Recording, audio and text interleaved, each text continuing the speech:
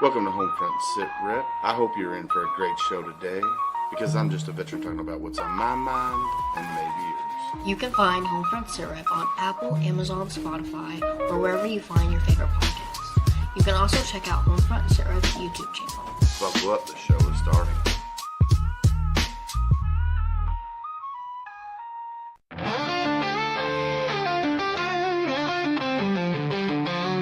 Out on the edge of the battle and back, we've carried the weight and we've walked every track. From desert dust to the fire at home, we've learned how to fight, how to stand alone. But no one tells you what comes after the war. When silence is louder than the guns we bore, that's where we speak, that's where we heal. Stories too real for Hollywood reels. Welcome to the front lines you don't always see. We're warriors to battle just differently. This is our check-in, our voice, our step. This is the HomeFront Sitrep podcast. For the fallen, the fighting, and those who came home. For the brothers and sisters who still feel alone. We're holding the line with truth and respect. This is the HomeFront Sitrep podcast. For the fallen, the fighting, and those who came home. For the brothers and sisters who still feel alone. We're holding the line with truth and respect. This is the HomeFront Sitrep podcast.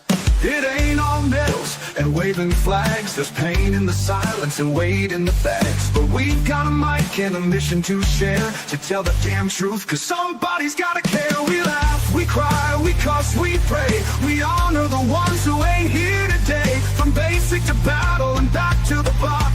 This is our rhythm of round table talk. Welcome to the front lines you don't always see. We're warriors to battle just differently. This is our check-in, our voice, our step. This is the HomeFront Sitrep podcast. Still heavy in dreams out of reach. For the lessons the textbooks could never teach. We're sounding off, no filter, no prep. This is the HomeFront Sitrep podcast.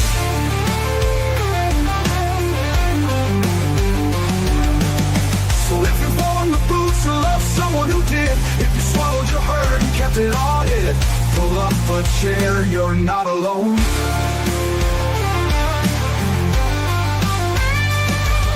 Welcome to the front lines you don't always see, where courage meets scars and raw honesty.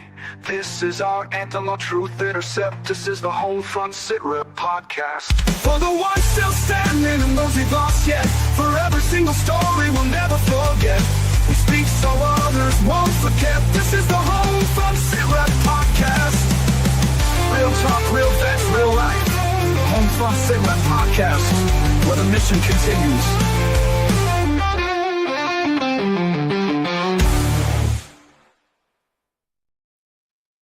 Welcome, everybody, to a Monday edition of HomeFront Sitrep. How is everybody doing? Gunny, how are you, sir? Good, man. Kentucky's being bipolar Yes, this it week. is. We went from 70-degree weather to whatever the hell's happening outside today. And then, extremely strong winds and, oh, man, just all the things, right? So much for spring. Yeah. I know it's a couple of days away and we're still in winter, but, that friggin' whistle pig, man. Something needs to happen to that overgrown hamster. I don't know. Oh. I'm so sick of it. But no, started a new week.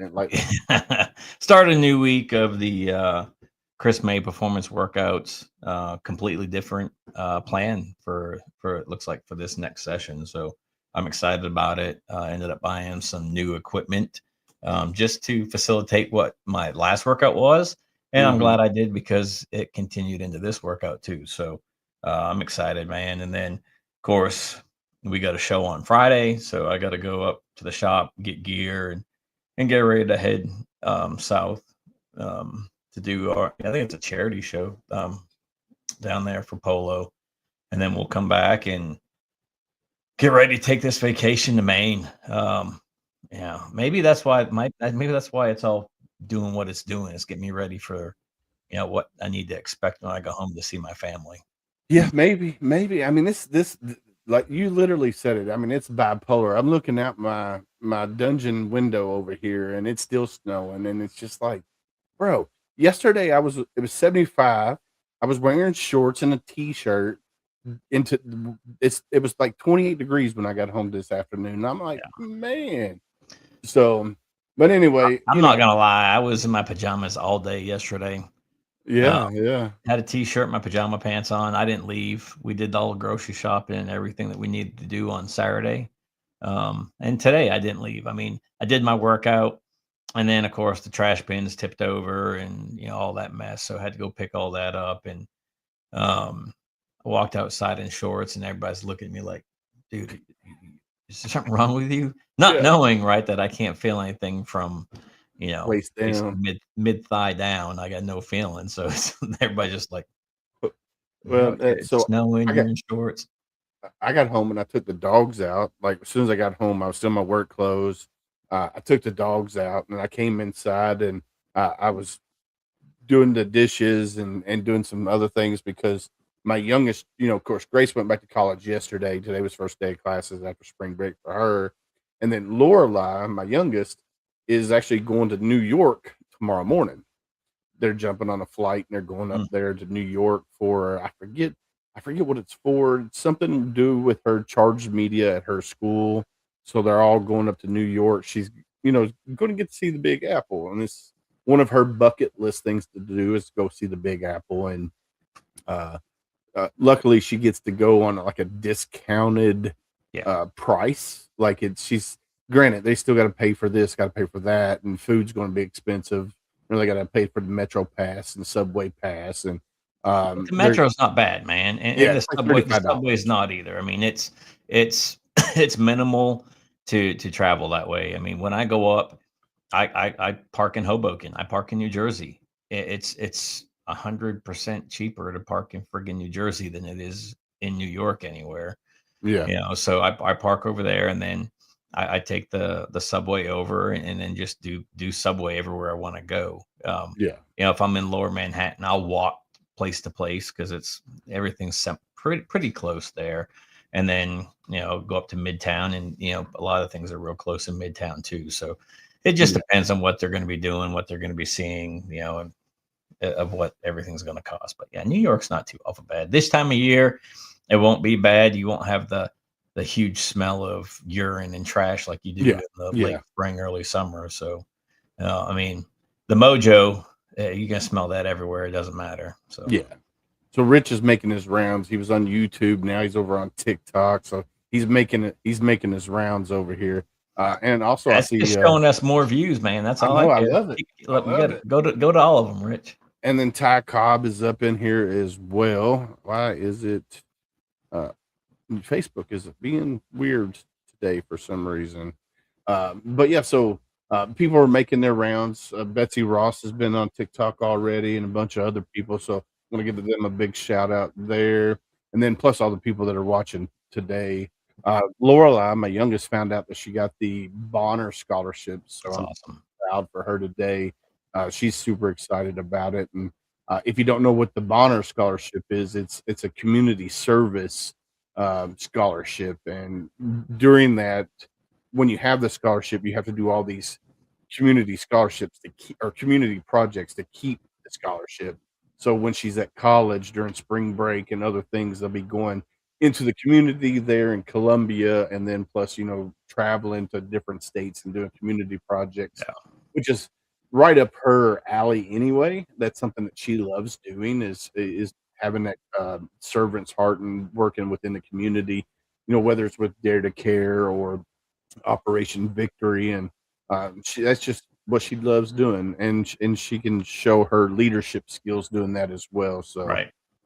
and that kind of plays into our guest tonight, really, because he is a retired um, first sergeant, United States Army. Let's see, how many years does it say he did? Spent more than 2 decades. I believe it was like 26 years, if I remember correctly. Let me go back here and look. Uh, anyway, it's over 20 years. I think it was 26, if I remember correctly, but I could be wrong. Um, he was United States Army and then also Oklahoma Army National Guard, serving in the infantry and rising through the ranks to become a first sergeant. His career included deployments and missions ranging from disaster response following the devastating Moore, Oklahoma tornado to overseas operation in Bosnia and combat service in Iraq. Uh, you know, being senior enlisted, you have to learn those leadership skills to help. And Yeah. you know, as a gunny in the Marines, you guys have to learn that so you can lead your junior personnel below you. And they spend a lot of money teaching you guys leadership, and of course, a lot of it you learn as you're coming up through the ranks. But they also, you know, the Army and the Marines send you places so you can actually learn a little bit more about leadership, right? Not me. Not you? I never did corporal's course. I never did sergeant's course. I never did the staff academy. I didn't do any of that stuff. Huh. Okay. I thought you had to unless you got meritorious promoted. No, I mean you're supposed to do it, right? But as a corporal, I was at recruiter school, got pinned on a sergeant, so that kind of counted as my leadership school. And then after I got injured, I got promoted to staff sergeant, right?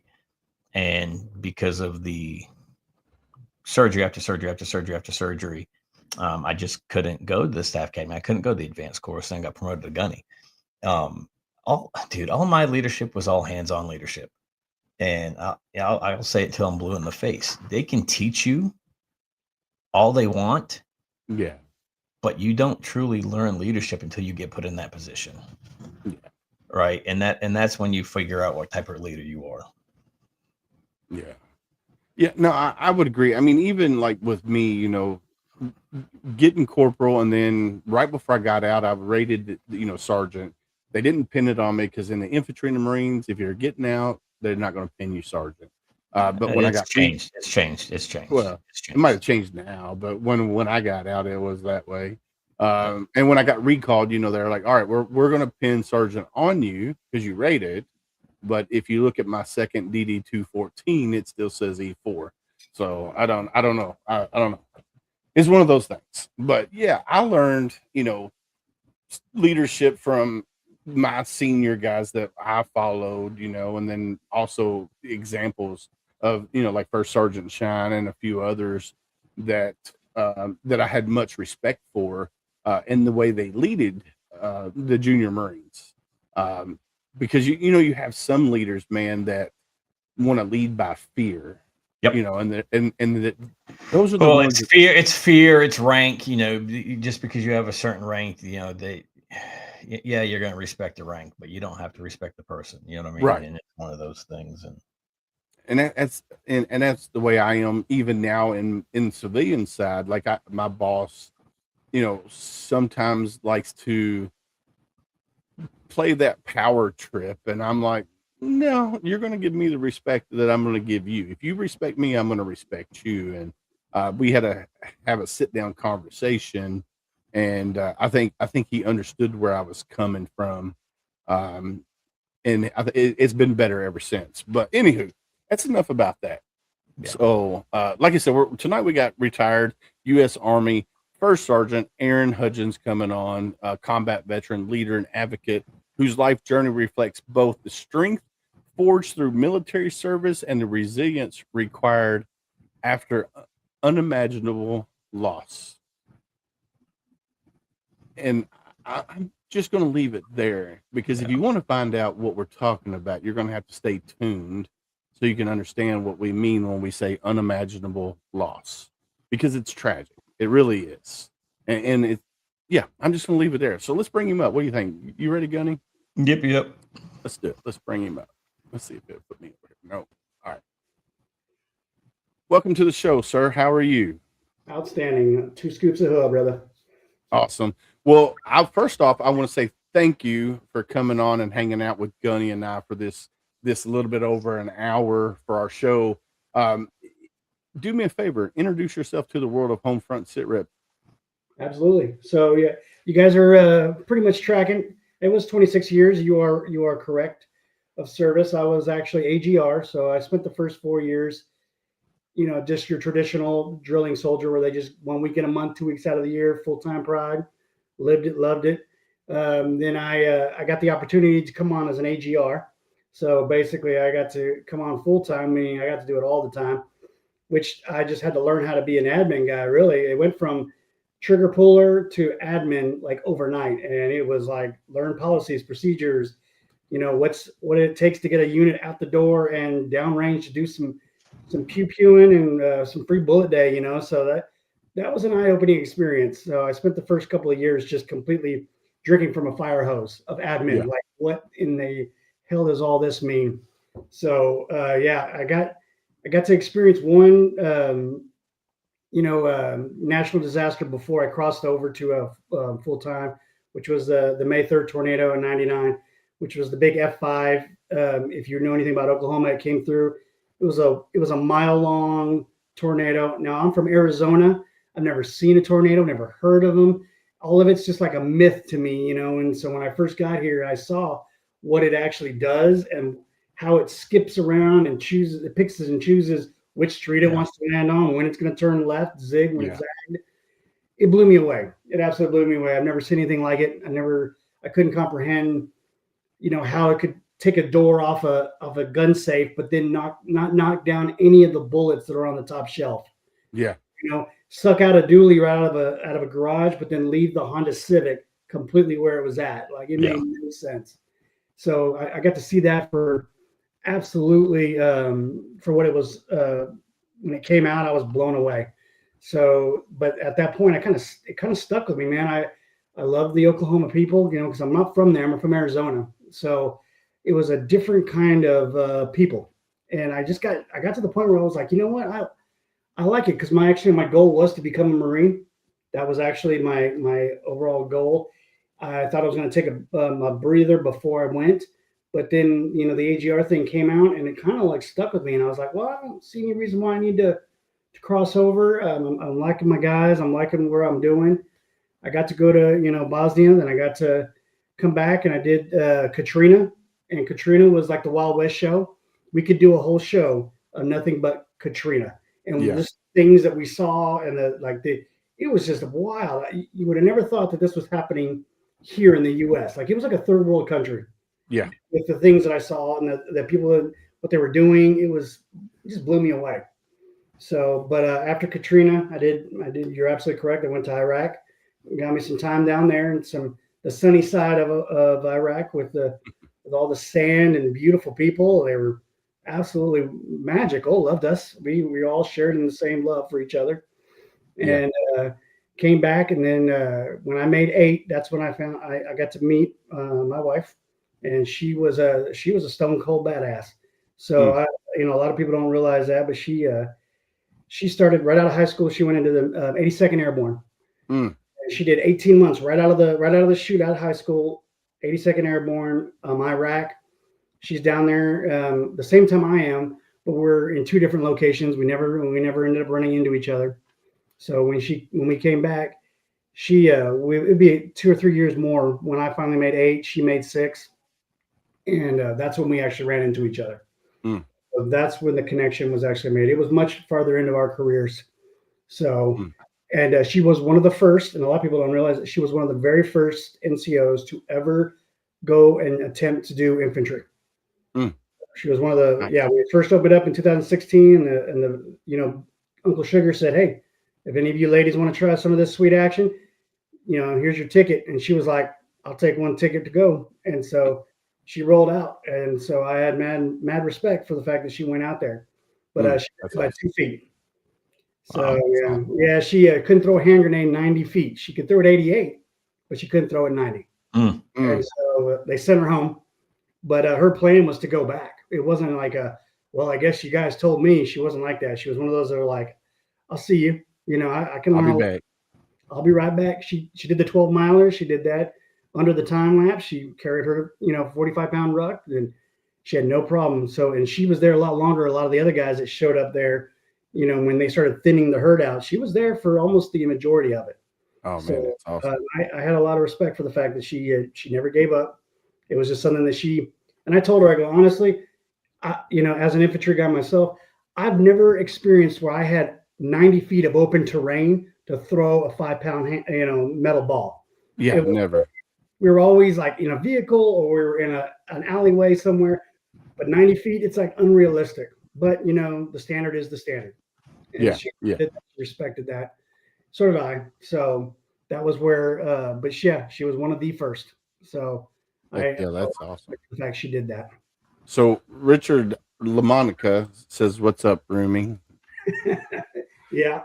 Oh, So Rich. Rich, we were talking pre-show about you not introducing First Sergeant here to the Homefront Sitrep. We were talking about that. I was going to give you a hard way to go, but no, I'm super honored that you reached out to us to get on the show to tell your story, because you have I don't want to say an amazing story, but you have a story that a lot of people probably won't believe. With everything that you've gone through, here you in the military, you've done 26 years, and then everything that you're doing after the military, and the resilience that you have to continue your mission. And we'll get into that portion here in a little bit, because I know that's going to be probably whoa, what is that? Can y'all hear that? That must be. I got a lot of static. All right, here, Gunny, you talk real quick. I'm gonna change my headphones. So you put that down the whole and you're sorry screwing up, so it's probably him trying to different. You have investigative experience than some of the other ones that we've had on the show, or even Willis or I, and it definitely it's going to touch a lot of people tonight for sure. What is going on? Wow.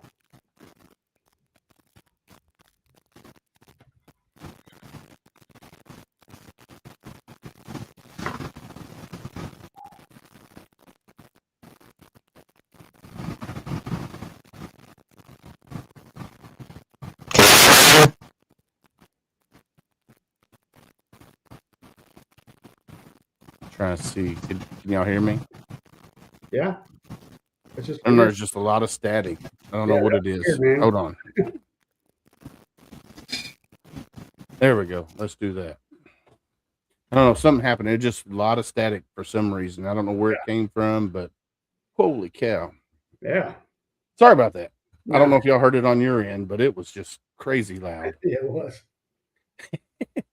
All right. So what did I miss while I was gone? What'd y'all talk about? We didn't talk much. We were all under the haze of whatever was going on. So yeah. Rich, I was taking fire for sure, because I don't know what the heck happened. But like I was saying, you have a story that a lot of veterans, here you are, you did your time in the military, right? You picked up E8, you met your wife, you guys are doing what you're doing, and then tragedy kind of strikes. Yeah. Right. So you have that the moxie to keep continuing the mission, right? Yeah. So here you are, you're volunteering within the community that you're in, because let's talk about that a little bit before we get into the other. Is the volunteering, does that come after or before? Oh, that comes way after. We're talking about 5 years after the tragedy. I didn't even know, never heard of this organization. It wasn't even on my radar. In Oklahoma, it's not a normal nonprofit.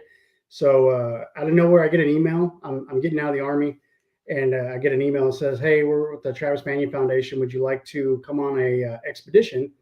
Which they have these expeditions, and I was like, you know what? because I don't have any, no plans. I had to do some research on them, because none of it made any sense. I've never heard of them. They were shocked that I never heard of them either. It was kind of one of those, like when I told them, I was like, "Who are you?" And they're like, "Really? You never heard of us?" And I was like, "No, I'm dead serious. I've never heard of you."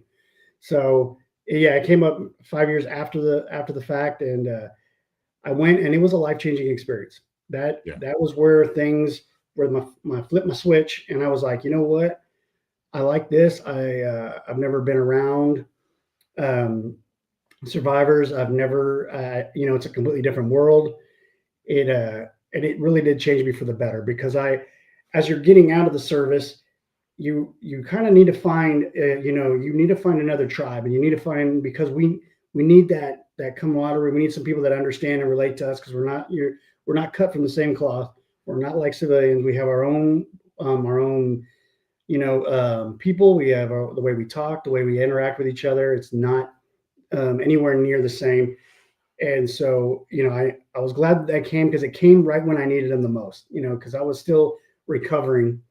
And when I was recovering, it was hard, because I was in this spot where I was like, well, the military wasn't, the people in the military, the army wasn't my people anymore, because now I'm a survivor. And so Right. it put me in this weird position where I'm in between. I'm not a civilian. I'm military, but my people aren't hearing what I'm saying. And Right. so I found myself in this really weird spot, and they couldn't have come at a better time.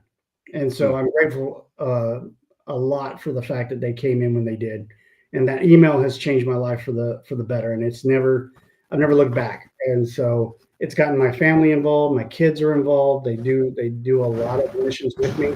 I don't do them by myself. So I hear it's coming back. I don't know whose end it's on. oh yeah, that's so weird. Yeah, it's I don't know what's causing it. It's freaking weird. So It must be this bipolar Kentucky weather that's causing issues. Who it's knows? Oklahoma too. So if you don't feel like you're special, we got it too down here. Well, they say if you wait 5 minutes in Kentucky, the weather will change on you. So literally went from Crap. literally yesterday it went from 75 degrees to like 30 degrees overnight, pretty much. So yeah, you're doing, so you volunteer with Travis Manion Foundation, which they're not a mom and pop grassroots. I mean, they are national. I think they have chapters pretty much in almost every state, if I remember correctly. It's been a while since I looked into the Travis Manion Foundation, but they do some amazing things just for veterans and Gold Star families, and I want to say first responders too, if I remember correctly. Yeah. So so they're an amazing organization, and everybody that I've talked to or run into that has done anything with the Travis Manion Foundation it's always been, God, that thing's killing me. I don't know what is causing that noise. But yeah, so everybody that I've talked to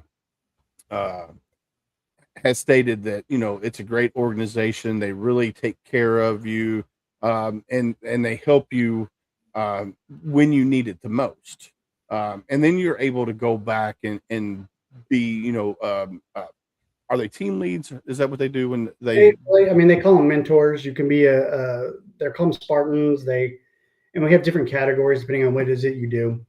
Legacy projects, or we go teach character to kids. That basically it's given us veterans, this title outside of before we got out, we were all these leaders and these people in position of authority, and then we get out and we're not that anymore. Right. And so the Travis Manion Foundation allows you to get back some of that you've lost, and now you're back into like a leadership position or a leadership authoritarian position where you can talk to kids and share your experiences and how you became who you are today because of your military background and the things that shaped you. And I was shaped by some strong leaders, and that's and that stuff doesn't change no matter what your MOS is, no matter what you do after. The stuff that they taught me it can be transferred over, and it can be universal no matter where it is.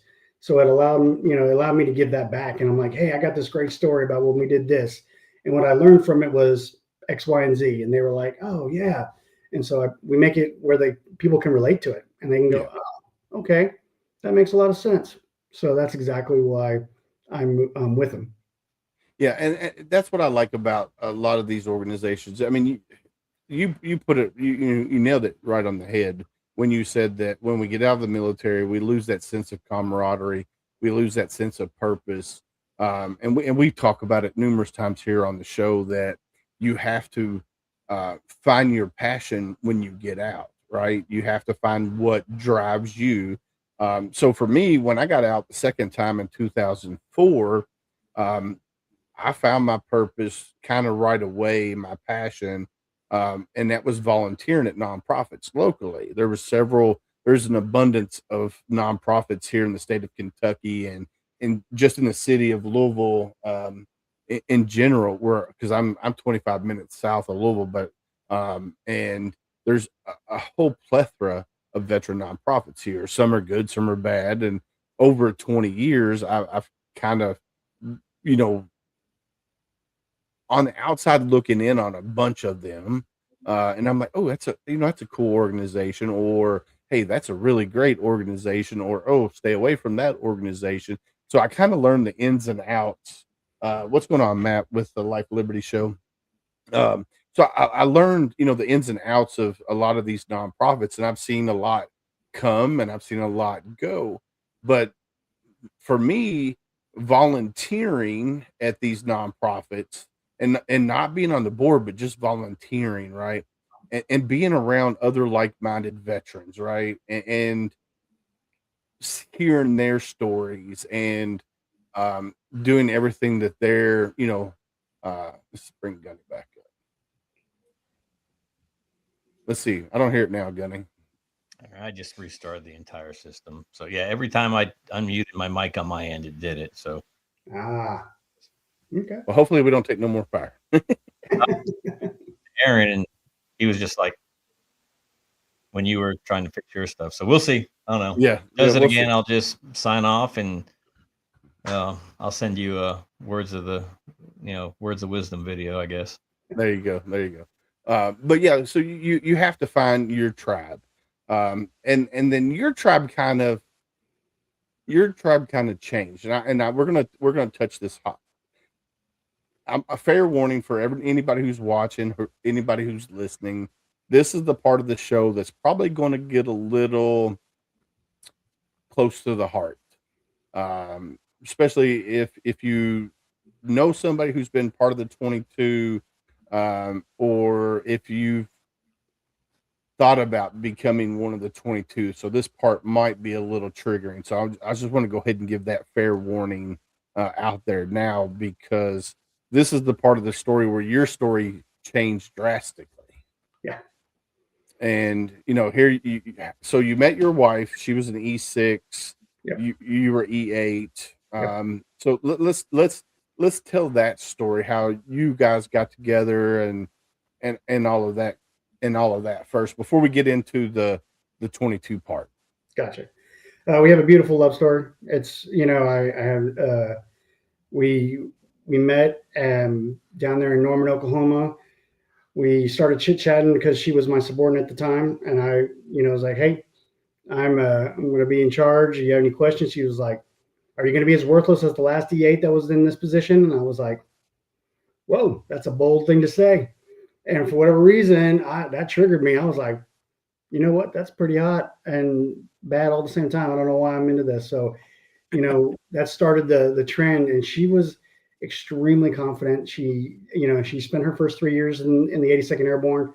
So she wasn't just your typical, drilling soldier. She had a lot of experience. She'd been deployed twice. So she did Iraq and Afghanistan. So she wasn't, she was a seasoned vet, and she knew her job very well inside and out.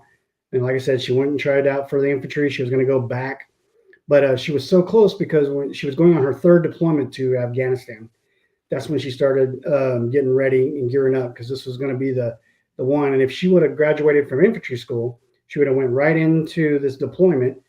Her plan was to become a squad leader in an infantry line, and then, of course, if she got into combat, then she would have been one of the first females to have a combat infantry badge.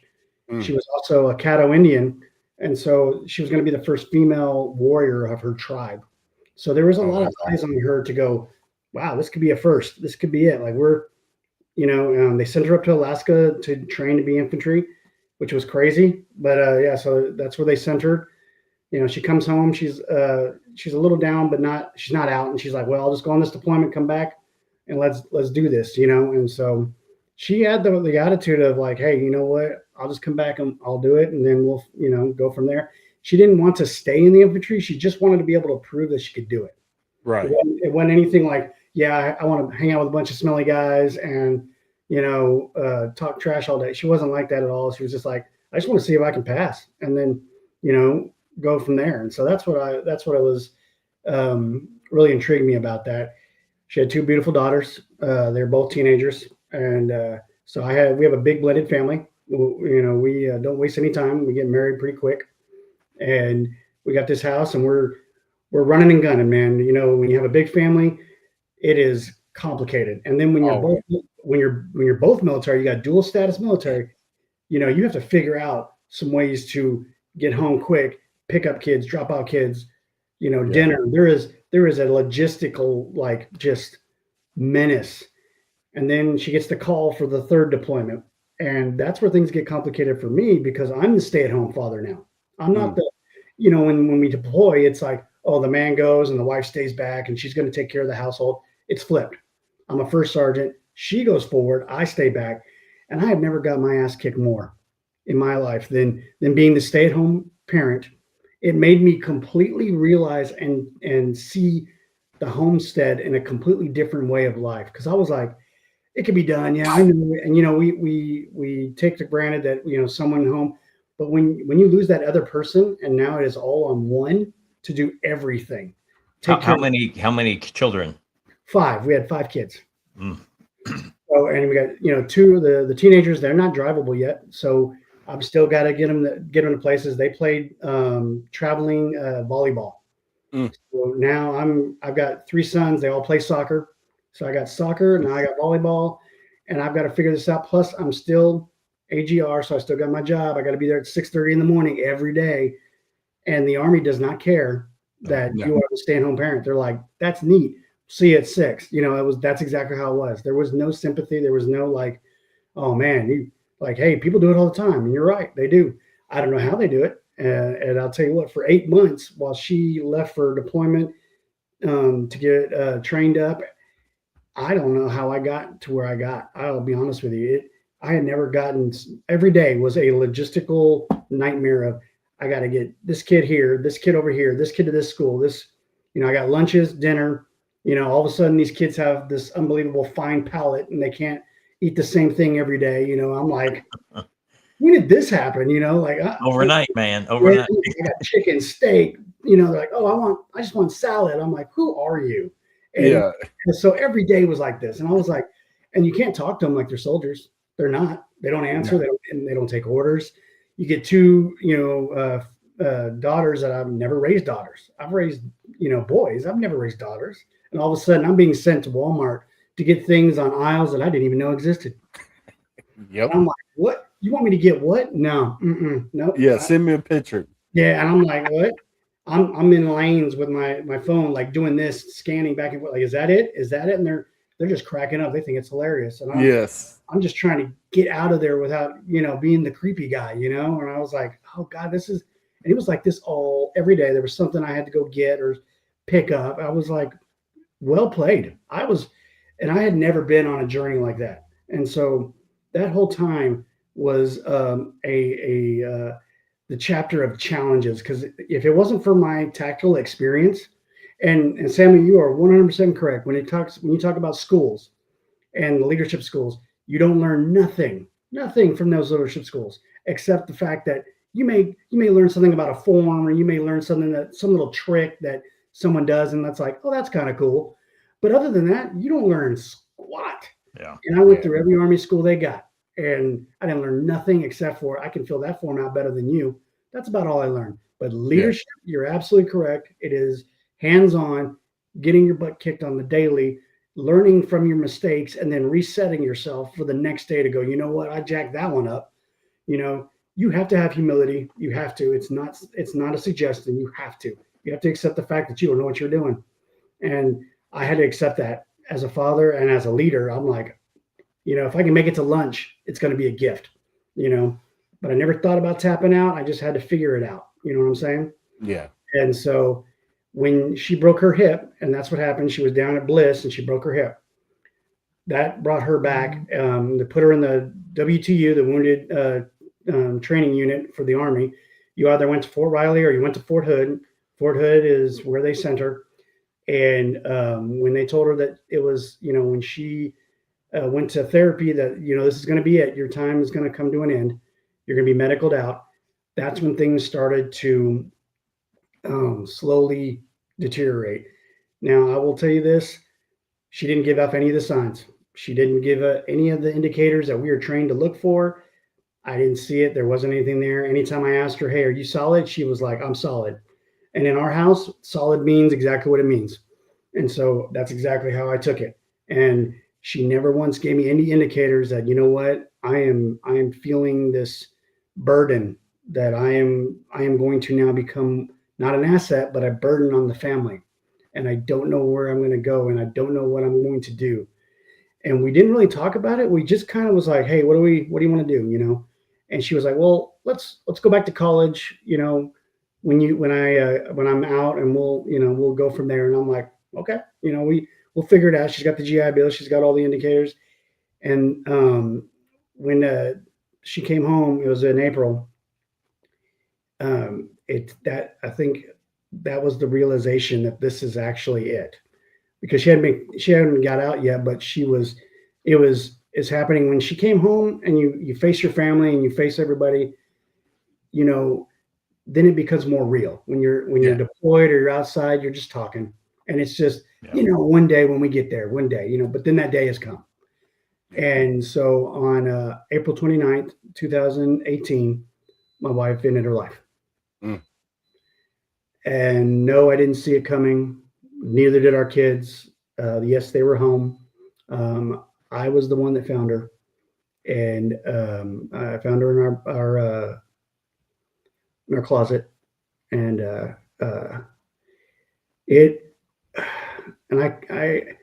it's hard to put into perspective, but that scene from Saving Private Ryan when they're on the beach and they're getting hit, and he stops and he takes off his helmet, and everything is quiet, but around him things are just, it's chaos. Everything is just, he's just sitting there looking, and the guy's yelling at his face, yelling at him, like, what do you want to do, sir? What do you want to do? And he's just sitting there. Let me tell you, that is exactly what it was like, because it was, when I saw what I saw, everything went quiet, and I'm trying, my mind and my eyes are trying to comprehend what I'm looking at. And I don't know what I'm looking at. And I'm moving in slow motion because it doesn't make any sense. None of it's registering. I'm trying to figure out, and she's not responding. And as I'm getting closer and closer, and things are not lining up. And then when I get to about 5 feet from her, then I want you to think of NASCAR. Everything kicks on all at once. And it is, a mad rush to try to, figure out, what do I do? Nothing's trained me for this moment. I wasn't ready for it. There wasn't anything that the Army or the civilian world could have prepared me for that moment at all. And I'm just trying anything and everything that I could do to bring this person back to a state where I know, and I heard one of the kids, and it almost like my light switch flipped, because I stopped and I went, oh shit, because I didn't want any of the kids to see her. Right. So I immediately jump up and I ran and slammed the door behind me. And it couldn't have been more time, because her daughter and my son came around the corner.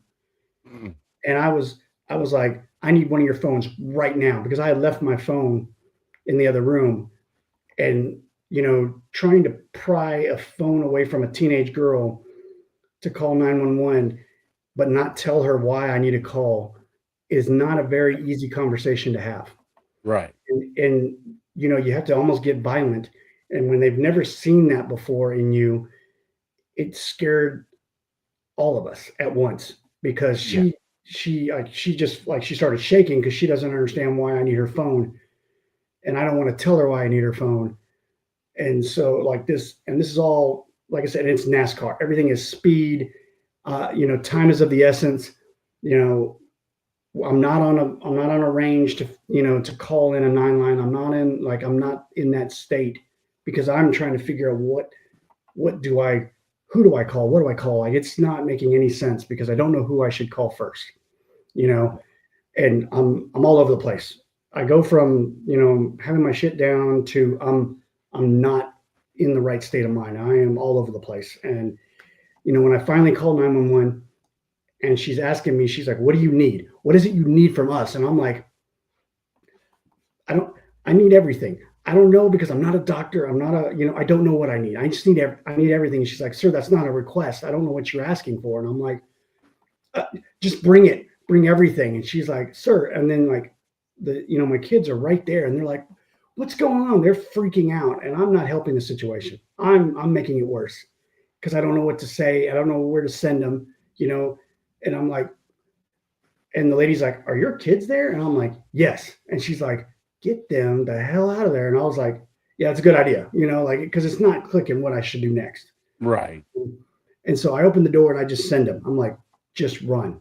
And that's exactly what I told them. And they were like, and coming from me and the way I was acting, I just sent, 3 kids out the door and I don't even know where they're going to go because I didn't give them a direction or a distance. I just said run because I didn't want them there and I didn't know what to say next. And so I'm in this position where I'm not in control and I wasn't in control and I'm all over the place and I don't know what to ask for. And so, I stumbled out into my front yard and I freaking just collapsed. And I can hear the lady on the phone going, are you there? Like she's trying to get me to get back on the phone. And I am in total shock. I don't know where I'm just staring into like the abyss of, I don't know. And so when I don't know, I just shut down. I just sat there and I can hear her talking. And finally I just got tired of her talking and I just turned her off. Cause I'm like, you know what, they'll bring whatever. I don't know what else. I don't know what to. Yeah, it's just not helping the situation. Yeah, I don't know what to ask for, man. And so, what happened after that, the hard part about this is that as a leader, and in the Guard, it's a small world. So I'm going to have to go back to work sometime. Sooner or later, I got to go back. And not only do I have to go back, I have to go back to the people that know the story. They they know, oh crap, because a report goes out immediately. Yeah. That, it's a SEER report. We got a serious incident report. This is what happened. Everyone in the Oklahoma Guard knows my business now in a matter of minutes. Everyone knows it, and so you can't hide from it. I can't walk away from it. Sooner or later, I got to face it. So when I do return back to work, I got to look my peers in the face. I got to look my soldiers in the face. I got to look my leadership in the face. And that jacks me up on so many levels as a leader, because if I can't protect my own family, what makes you think I can protect our soldiers? What makes you, how do I convince my leadership that I'm a good leader? Or how am I going to make sound decisions if I can't even take care of my own household? Yeah. And that plagued me for the rest of my career, because I was only in around 18 years at that point. So I still had some time to go before I could even think about retirement. And, that affected me emotionally, mentally, physically. I didn't, because I now I'm second guessing myself. I'm thinking, am I making the right decision? I can't even make basic decisions because now it's affecting me so much that and my leadership's like, what do they do with you? Do they put me in a corner somewhere? Do they give me a hard assignment? Do they not give me a hard assignment? Because, he lost, I was right underneath my own nose and I missed it. I missed every sign. I missed every, and I 100% absorbed every bit of the blame. I took it hard because I didn't know, like, how can I be a first sergeant? And the one thing we talk about all the time is suicide prevention awareness. How do you, what are the signs? I can tell you right now, take those signs and throw them out the window. She didn't show any of them. not a single one. So now Yeah. you're playing with somebody that understands the game. They understand how it's played, what's to look for. So do they know how to hide it? Absolutely know how to hide it. Yeah, Yeah. that's easy because we've given them an outline of what to look for. And they go Every year. and they just go, oh, I'm just going to read this. It's a script, and I'm just going to say exactly what I don't need to say to ensure that I don't give off any indicators. Yeah. And that's exactly what she did. And so I found myself, how do you how do you prevent that when the people that you're trying to prevent from doing it has the game plan. They have both playbooks. They know exactly what to say and how to say it. So how do you determine, are they or are they not? Because we're giving them everything they need to prevent it, but we're also giving them everything they need to hide it. Yeah. And yeah. So I was going to say real quick, because over the course of 20 years, I've seen guys that reach out or ladies that reach out and say, hey, I need help. But I've also seen the ones that say, hey, I'm solid. And then a week or two later, they're no longer here. And it's so hard because, like you said, we know what to say, how to say it, and we also know what other people are looking for. We know how to hide that. Yep. And it's so hard. And when that happens, I know just recently there was probably within the last 2 years, there was this active duty guy that I was really good friends with. Never saw signs. Went up to the park here, maybe 10 minutes from my house, and turned his phone off. Nobody could find him. Went to the park. They closed the park down for nighttime, and he was in the parking lot, and just unfortunately he ended it right there. And everybody that was within his circle was like, man, we never saw signs. Yeah. And it's just like, how can you combat that without seeing the signs? And I can understand where you're coming from, because here you have your wife who, from everything that you've told us, was a badass. Yeah. She wanted to prove that, women can do the same thing that men can do, sometimes better. She wanted to prove to herself that she could do that, not to anybody else, but to herself that she could do that. And now they're saying, all right, well, we're going to medically retire you. You can no longer, your purpose in life is no longer there. Yeah. And it's, man, I just took her wish. identity away. It did. Yeah. 10 years. She'd given 10 years of her life, a decade. She loved the Army. She loved everything about it. She liked talking trash. She liked, the flexing and talking down to people if they, thought anything less. She was absolutely that. She was all inked up. She had the Army tattoo. She had all the things that made us, this is our people. This is how we talk, act. She was all that, every bit of that, and then some. And so, yeah, when that happened, you take that away, and then, it's hard to accept that, oh, now I'm just going to be what am I going to be? Yeah.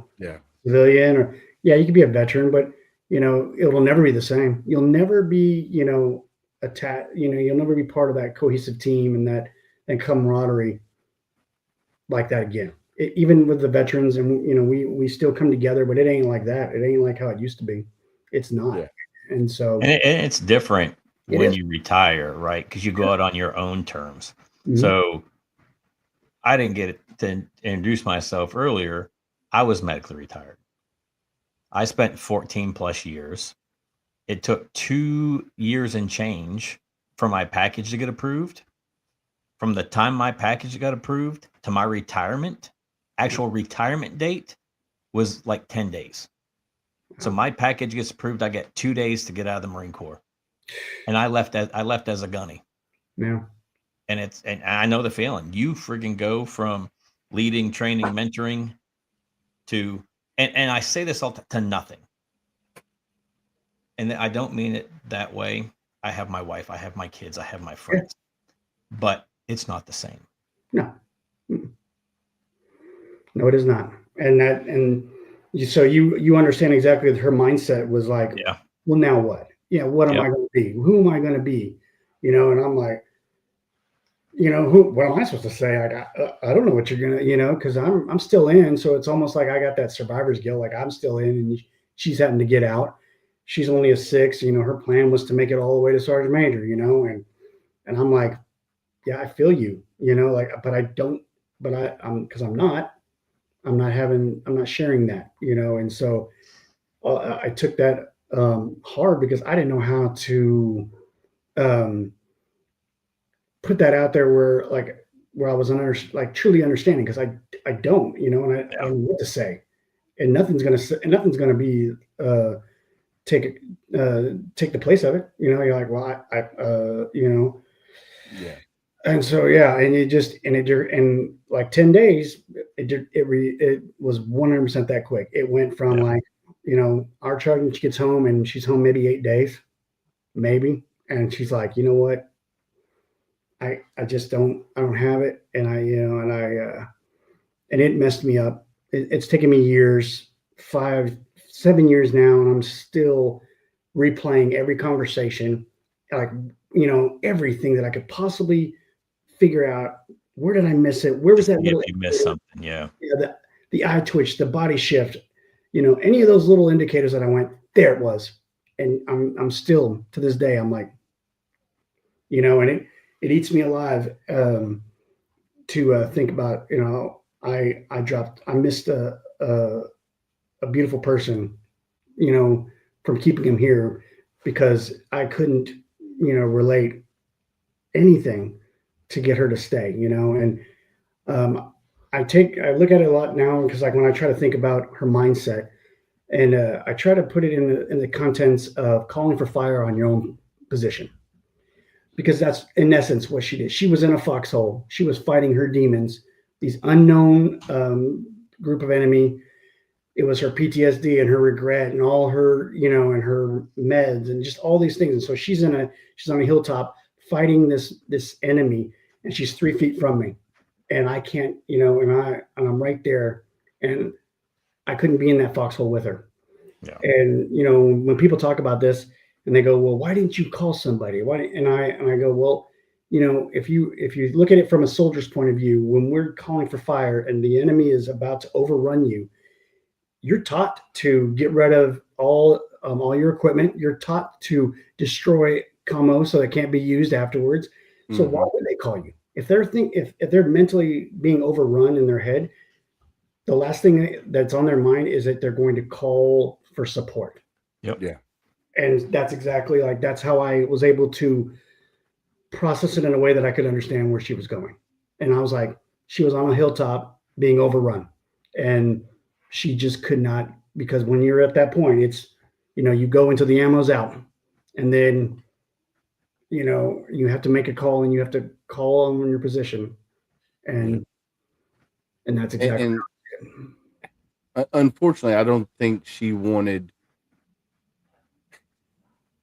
most veterans, and I'm gonna say this from this side of things, is when they're at that point where they feel like there's nothing anybody could do,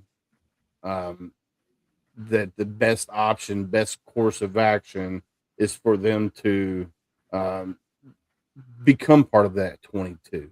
Yeah. And some might reach out to say final goodbyes, others will not, because they know, like, if she knew that if she had called you and said, hey, this is what's going on, you would have stopped her from doing what she had planned. And unfortunately that had to happen. That happened. Unfortunately that happened. And I wish there was a way that we as military members Mm. are able to see that a little bit clearly, but we have that macho bravada, being in the military. If they say they're solid, they're solid. And a lot of times we don't follow up. Mm. We don't, in passing, we'll say, hey, what's up? How's it going?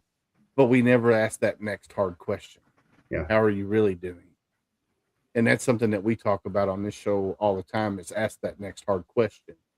And a lot of humans, I'm just going to say humans, I'm not even going to say just military members in general, they don't want to ask that next hard question. Yeah. Because they really don't want to know. Yeah. Most of the time. Because everybody has their own stuff that they're dealing with, and it's you have to take the time to ask that next hard question. How are you really doing? Yeah. It just, man, and you got to be ready for it. Yeah, a trick or something I've used to kind of help me with that is asking them, like that next hard question. I disguise it as a, hey, what are you working on, or what are you about to work on that's going to, like something that has a future into it. Like, hey, what's your big plan coming up? Like, what, you working on something big? And if they don't have any plans, I get concerned. Yeah. But if they're like, oh, well, I'm working on this and I'm about to go do this, people that aren't, that are in that mindset, they don't make plans for the future. Right. So if they're making plans for the future, I take that as a good sign. But when they don't make any plans, then that makes me wonder, well, now it makes me ask the follow-on questions. But if I ask and I'm like, hey, what do you got going on? They're like, oh, I'm about to coach my kids' little league. I'm like, hell yeah. Okay. I'm not, but that was just a little, tidbit of help. I'm not saying it's going to work every time, but it's worked so far. I've seen where, if they're planning for something in the future, they're not planning anything bad. Right. So yeah, like I said, I do want to say, give you my condolences, because I know it's hard. I know you're still dealing with that, and thank you for being open and candid to talk about that, because you're still, like you said, you're still struggling. Years later, Yeah. Replaying everything in your head, and as being a senior leader in the military, you're like, well, how did I miss that? How did I not see that? But you also have to look at it this way. You were very close to the situation. Yeah. I mean, it was somebody that you deeply cared about, and you and her had that bond. And in your household, if you said you were solid, that means you were solid. Yeah. And so she knew what she needed to do to make sure you didn't see the signs. Yeah. So I don't want to say that.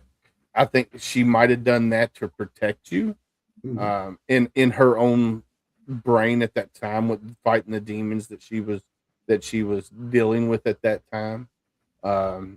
I know when we were down in Tampa for SOF missions, we had a guy that was talking, and his inner circle only had like 2 people in it, and he was telling a story about his brother who had called him the night of. And the only thing we can think of is he called to say goodbye. But he wound up committing suicide that night. His brother was dealing with his own demons from the military, his PTSD and stuff, and was, doing drugs pretty heavy and drinking pretty heavy. So he was more focused on that than talking to his brother. He was like, well, I'll just talk to him tomorrow. Yeah. And well, unfortunately, his brother took his life that night. He was living with that guilt for so many years.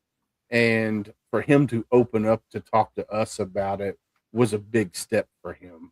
Yeah. Because when he first got there, he's like, man, I got 2 people in my inner circle that knows this. And then at the end, when we were leaving, or before, before graduation, he's like, man, now I got 11 more people that know, that's in my inner circle. Which is, amazing that we could be that outlet for him if he needs to, reach out to us and say, hey, I need to have a conversation. there's people talking about it today, saying, "Hey, we need to reach out to this guy and say, hey, how are you doing?" And talking to him. Um, and that's the good thing about that is, you find your tribe, and you said it earlier. You got to find that tribe of like-minded people and just move forward. And that's your story. Here you are. You served in the military. Your wife and you met your wife in the military, and unfortunately, she became part of the 22. Yeah. Afterwards, you had to pick up the pieces because you still had years left in your service, in your time in the military. That was hard because the last 5 years were, a complete waste of time because I didn't, I wasn't going to progress. They weren't going to give me the hard assignment. I wasn't going to, make sergeant major. But I was also like trapped, like, well, then what do I do? And so it played a lot. So I stayed in longer than I probably should have because I was like, well, this is the only thing I know. I can maybe I can stop a soldier from doing the same thing. So I started getting into that a little bit more because I thought, well, I've got firsthand knowledge. But I'll tell you what, the Army don't want to touch you when you had that. They're like, oh no, we're good. And then I had a problem dealing with people that are teaching suicide prevention that don't have any background in it. And I'm like, no, I don't, like it's hard for me to listen because I'm like, no, that's not accurate. I could chew your entire presentation up and spit it out, and I'm not doing any of this any good. And so, I had to walk out of that, and I was like, nope, that's probably a bad idea. So I do that now. Being, after being out of the military, like I've been to several suicide prevention awareness classes over the course of the last probably 15 years. And one of the questions that I asked the instructor at the early onset before they get into the heat of things, I'm like, have you ever dealt with suicide personally? And they're like, no. I'm like, well, then how can you teach this class? And they're like, well, I've been trained and I've been taught. And I'm like, that doesn't do it. Unless you've been there, done that. Yeah. If you're going to relate it, we'll relate it just like to Samuel said about, you're going to learn leadership not by going to a school. You're going to learn from it firsthand. And it's the same concept. You're going to have to, in order for you to understand it, you have to live it. And I know that's a terrible criteria to have, but if you truly want to understand it or you truly want to make sense of it, you're going to have to go into that room and experience it in some form or fashion in order for you to be a truly, scholar in that subject matter. So, So Sam and I got a mutual friend that runs. He's an ambassador for a nonprofit here in my town, and I introduced him to Sam, and he's tried twice to unalive himself, and both times he was unsuccessful. And just hearing his story, he survived cancer. He got divorced, lost a child at right after he got back from Somalia, and all kinds of other things that have gone. His mom, his brother had cancer at the same time. They all survived it. He got it again. So a whole long story. And he said, man, he said, I've tried twice, and unfortunately, he'll say, unfortunately, I didn't succeed. But now he's got a new mission. He's planning for the future.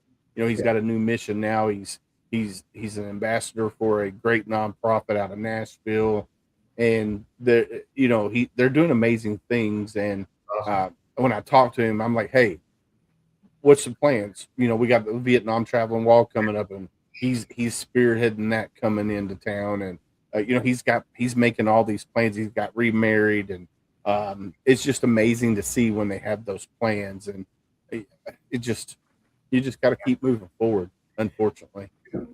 when that happens in life. And you know, here you have five children that you had to help pick up the pieces, not just you, Yeah. but the children as well. And man, They were old enough to understand. They, we had 3 of them were teenagers, and then younger. They understood the whole thing, so it wasn't like I could skate around it or like maybe right, sugar coated version of it. I had to man up and just say what it was and let them decide how to process, mm, and but you know what? I got four out of the 5 graduated high school right now. I got a young one; he's not there yet, but the 4 or 5 graduated high school. I got 2 graduated college.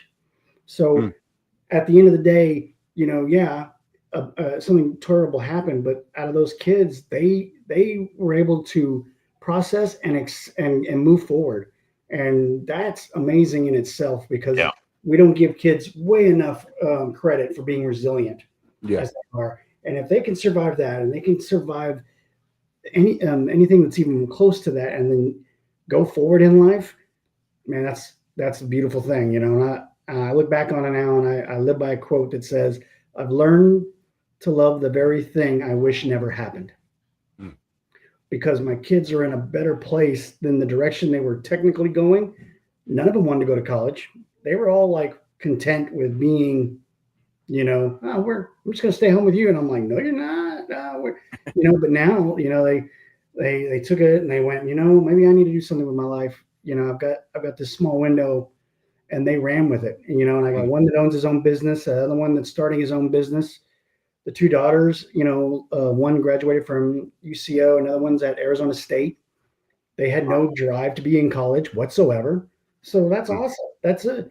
To me, that's awesome. yeah, And that wasn't planned. It was, we were just fumbling with, I hope I can make it to Tuesday, and yeah, now it went from, I could barely make it an hour, make it to noon, make it to the end of the day, make it to the end of the week, make it to the end of the month, make it to the end of the year. And I can look back and my kids are right there and they're moving right along with me.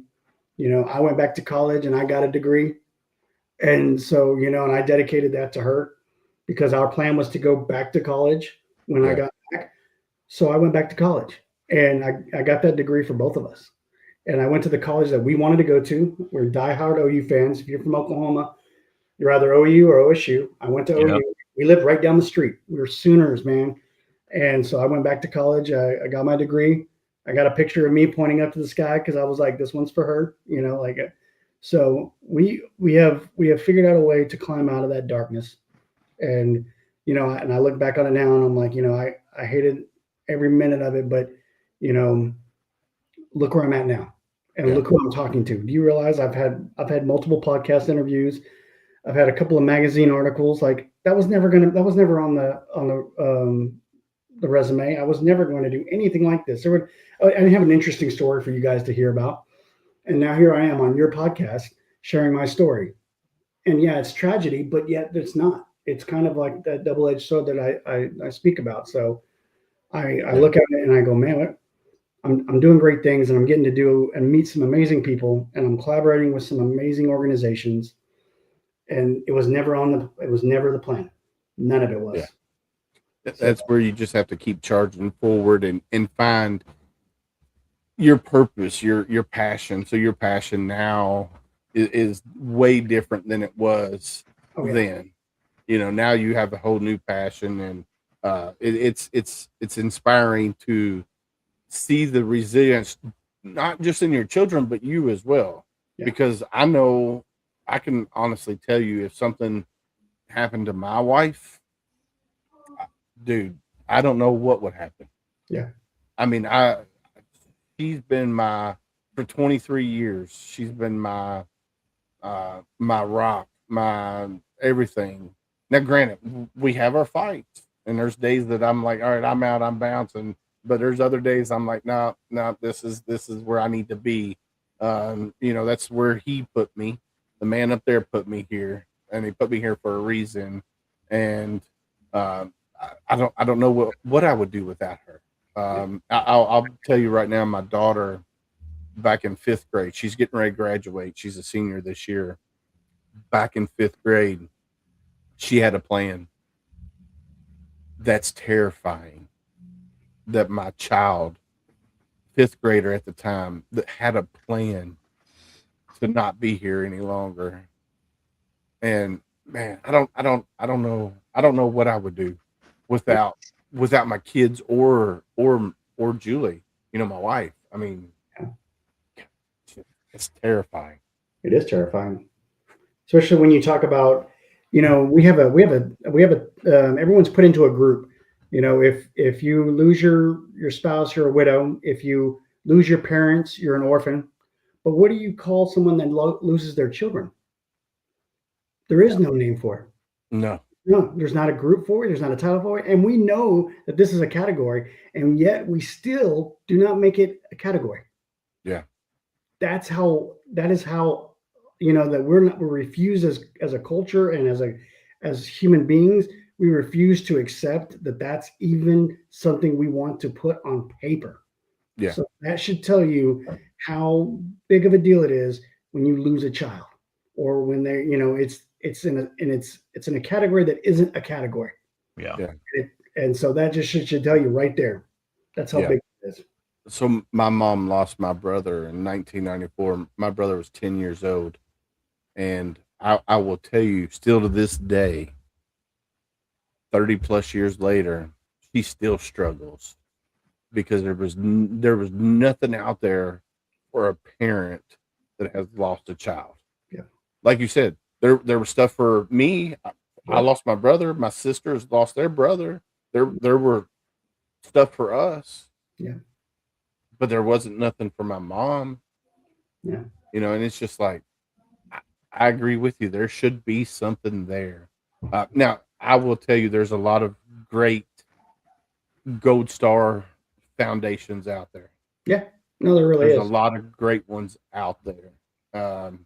And I love to see because we've talked about it, me and Gunny and other guests, we've talked about it, how more and more organizations are incorporating the children, incorporating the parents, incorporating the spouse, because a lot of people don't realize we all served, but guess what? My mom and dad served with me. My sisters served with me. They just served in a different capacity. They did. Gunny, when Gunny's married, he's got a young kid at home, 2 young kids at home, and then he goes through what he went through. Somebody's home. And then same with you, here you're serving, your kids are going through everything that you went through, and people don't realize that all the people are in play, especially if you're a close-knit family like mine. I remember renting out the Nelson County Fairgrounds for our family reunions because our family was that big. That's awesome. And it's just like, holy cow. So people don't realize, and I'm thankful that there's a lot of great organizations out there now that are incorporating the spouse, incorporating the children, incorporating the parents into it, because man, they serve too. I encourage every organization to build a Gold Star platform for every organization, because they do matter. And I'm a big advocate for Gold Star families, big time, because when they lose their significant other, they lose that identity just like we do when we get out of the military. They lose it, and they don't count. A lot of times they're not counted in that count, and they should be counted because they went through everything that they did, and they had to survive it, and they had to endure it, and they had to, just because they didn't sign a contract doesn't mean they weren't living that contract, because they were. And, and I encourage every organization to go, we need to build a platform and put our Gold Star, and and by doing that, you're going to bring in a whole nother group of people that's going to make your organization just that much better. Right. Don't look at it as a liability. Look at it as an asset and go, you know what? It's an untapped market that we haven't used yet, and we should. It's not like they're going to drain your assets. They're going to bring everything that you want and then some. Yeah. And you're going to bring the younger group, and you're going to bring mothers and fathers that have no connection, because that unit, after that guy dies, after the soldier dies, whatever, that unit is only going to remember him until the next change of command. Yeah. And then that unit's going to have no idea. The new regime comes in, every 3 years. They don't know who you are. They don't know Yep. what your dad or son did for that unit because they weren't there. They didn't deploy with them. They didn't experience that with them. And as soon as you get a couple of rotations, you are completely forgotten about. Yeah. The family is everything, the sacrifice. The only people that are going to care are the ones that were immediately there at the moment that it happened. And then Yeah. after that, it goes away. And But now but even then, it's usually the once a year, right? On the it is. angel It's just anniversary once a year. or another significant event, right? And unless you live close by to Yep. where you served, it's so far removed from other is. people's minds, And guys and gals get out of the military every single day, whether they're doing their 4 or 40, and it's just a way of life. I mean, there's guys that I served with in combat I don't even talk to anymore. The guys that were with me that the day I got blown up that were there doing my care. Yeah. I don't even talk to anymore. Yeah. I went my way, they went theirs. If you're not doing that, what do you think it is for the surviving family? Yeah. Yeah. Tenfold. Absolutely. Yeah. So, well, First Sergeant, I hate to cut it. Oh, it's all good, brother. It's been a hell of a ride.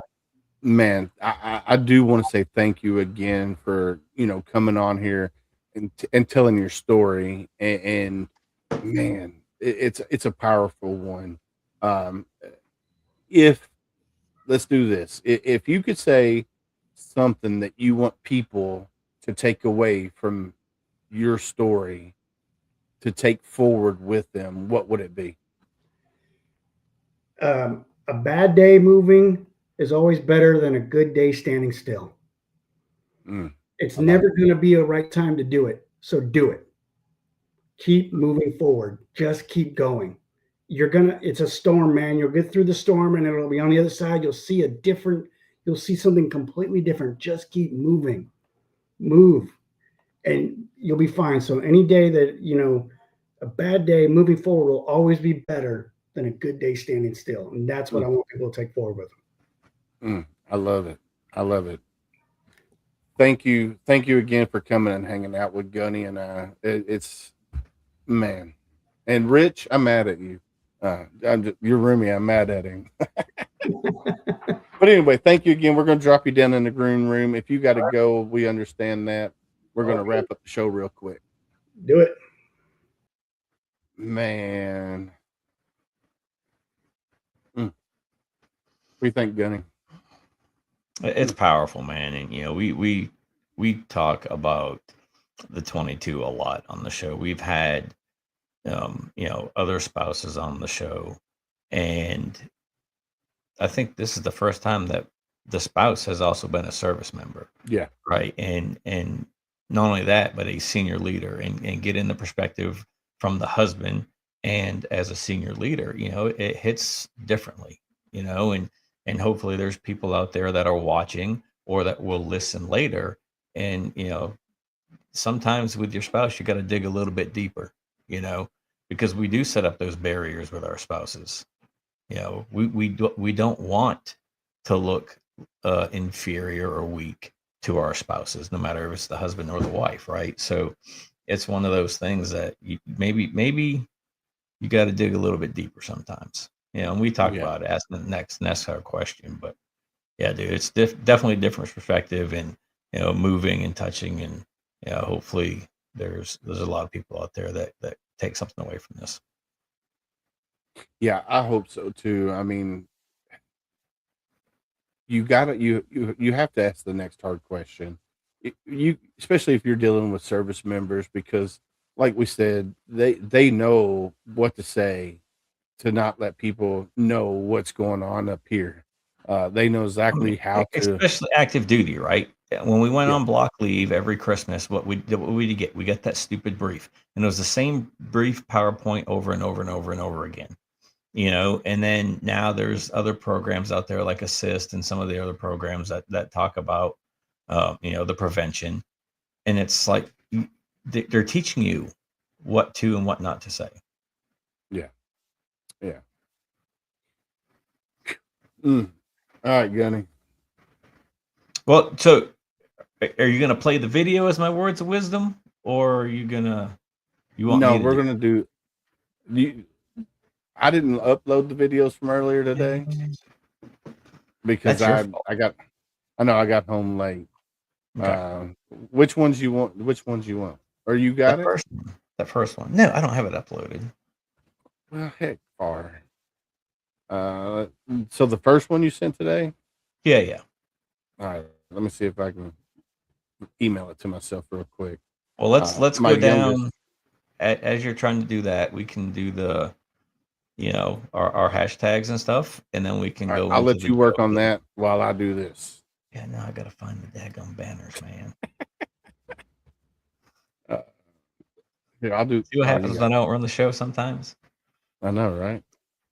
Yeah, everybody, just remember you're not alone. You still have worth. You still have value. Don't let the dark days win.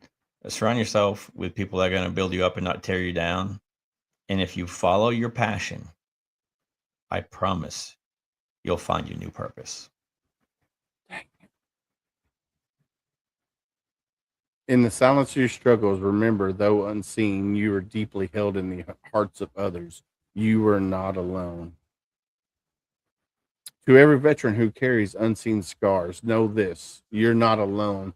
The battles within don't have to be fought in silence because your brothers and sisters still stand beside you.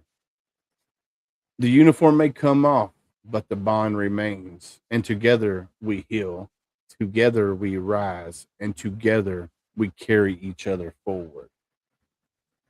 And the key word there is together, right? We can't do this alone. Together we heal. Together we rise. Together we carry each other forward. You're up. Can you run that? Yeah, be somebody's stranger. We talk about it all the time on the show. You see everybody in the street, and hey, how you doing? And you get that response. Hey, I'm good. I'm living the dream. I'm living life. I'm on the right side of the route. If I was any better, I'd be you. And you can tell when the answer is genuine or it's just somebody just giving a generic response. And if you feel as though that there's something behind that, you got to be ready to ask that next hard question. How you really doing? But you need to be, what in the world are you doing there? It Feedback wasn't going? supposed to pop it. Yeah, gummit, Willis. It wasn't supposed to come up on the screen. It just did it automatically. But yeah, get ready to ask that next hard question. That person, it may just be a 5-minute conversation. It could be a 5-hour conversation, but be ready. But just listen. A lot of us don't want to be fixed. We just want to be heard. We need to get the demons out. And, those demons come out in one or two ways. Either we talk about it or it comes out in anger. And it does take a village. We talk about it. You can't go at this alone. That it takes all of us to do this together. Pick up your phone, open your contact list, scroll through it blindly, and just hit the button. Call somebody. If they answer, hey man, you got a few minutes? I just need to talk to you. I just need an ear. If they don't answer, hey, just check in on you, see how you're doing. Who knows? Your voice just might save their life. All right, so it won't let me upload it because it's not an MP4. Okay, let's go back to the joke of the day, or the words of wisdom. I got one ready. All right, let's take the banner off. All right, you ready? We're all kinds of Gunny's Words of Wisdom. The person you are today is not the person you were yesterday, nor is it the person you will be tomorrow. Say it again for the ones in the back. Yeah. The person you are today is not the person you were yesterday, nor the person you have to be tomorrow. You have that choice to be what person you want to be. That's and I said it quite often, is you don't have to be a product of your surroundings, right? And I grew up small town Maine. Most everybody worked in the mill or in the woods, and I chose to take a different route than that. And I go home and there's still people that live in town. There's still people that have never really left town, and it's Dude, had I not made the decisions for myself to get out of town, I wouldn't be where I am today. And I'm not living a lush life, but I'm living the life that I would not have had I stayed. Same. I would agree with you. I made that choice. I made that choice many years ago to leave Barstown behind, and the people that I was friends with, and the people that was running in my immediate circle, to become the person I am today. That took me joining the military, seeing the world. I was able to see the world because of joining the military and doing that. Because if I had stayed here, I wouldn't have been able to do that. And then I live a comfortable life. I'm not rich by any means. I'm rich in not money fashion. I'm rich because of the people that I have in my circle. Right. My wife, my kids, my family. But I made that choice. So you can make that choice. Welcome back, Matt, with the Life Liberty Show. All right, here we go. It's time for the joke of the day. All right, joke of the day. Where did it go?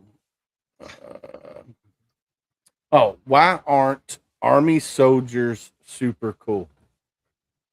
Why aren't Army soldiers super cool? Because they go through basic training. Oh, that's one of those Army jokes. I had to throw it out there because our guest was an Army guy. Yeah. But it is that time of night. I got to run upstairs because my youngest is getting ready to head to New York tomorrow morning. Yep. And my wife was like, "Hey, you need to get up here." Well, before you do that, let's just give a quick rundown. We don't have to bring each one up. We don't have to speak about, in depth of our community partners, but I definitely want to mention SOF Missions, Heroes Media Group, Reese Across America Radio. You can find us on Thursday nights, 11 p.m. Eastern at reaseacrossamerica.org/radio. Same flag, same oath. Uncle Sam's got the shirt on in the background. Nasty, stinky dude, hasn't washed it in like a year. Elite Engraving, who is doing these amazing hats for us. Any Richardson brand hat that they have in store, they'll throw our red patch on there for you. Valor Coins and Pins, anything coin, metal, pin, poker chip related, hit up Brent and Brian Casey. They'll take care of you. RDC Shoes, Darren Davis with his Glory and Patriot shoes. You want to go on Cav Arts? Talk about Cav Arts real quick? No, we'll do that later. All right. Or you can visit HomeFront Sitrep and find everything we've talked about so far tonight and guests from the past. Yes, sir. Like we always say on HomeFront Sitrep, stay safe out there. We got your six.